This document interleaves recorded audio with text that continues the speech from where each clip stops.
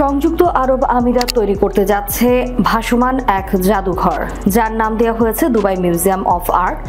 আল ফুতাইম গ্রুপের উদ্যোগে এটি দুবাই ক্রিকের পানির উপর নির্মাণ করা হবে। এই জাদুঘর দুবাই সৃজনশীল অর্থনীতির বৈশ্বিক রাজধানী হওয়ায় দৃষ্টিভঙ্গি এবং শহরটির সংস্কৃতি ও শিল্প চর্চার ধারাবাহিক বিকাশের প্রতিফলন ঘটাবে।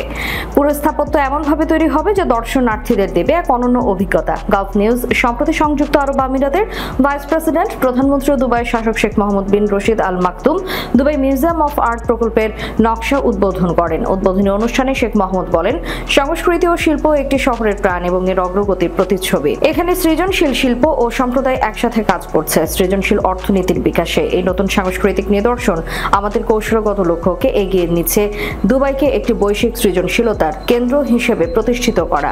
শেখ মোহাম্মদ আরও বলেন, দুবাই মিউজিয়াম অফ আর্ট প্রমাণ করে যে সরকারি বেসরকারি অংশীদারিত্বের শক্তি কিভাবে সাহসী ধারাকে বাস্তবে রূপ দিতে পারে এবং দুবাইয়ের মর্যাদার উপর উপযুক্ত বিশ্বমানের নিদর্শন তৈরি করতে পারে। আমরা আল ফুতাইম গ্রুপকে ধন্যবাদ জানাই তাদের অবদানের জন্য। উদ্বোধনী অনুষ্ঠানে আর উপস্থিত ছিলেন শেখ মনসুর বিন মোহাম্মদ বিন রাশেদ আল মাকতুম, শেখা লতিফা বিন মোহাম্মদ বিন রাশেদ আল মাকতুম, মন্ত্রী মোহাম্মদ আল গারগাভি, ডক্টর আনোয়ার গারগাস, আব্দুর রহমান আল ওয়াইস, মোহাম্মদ আহমেদ আল মুর এবং আল ফুতাইম গ্রুপের ভাইস চেয়ারম্যান ও সিইও ওমর আল ফুতাইম।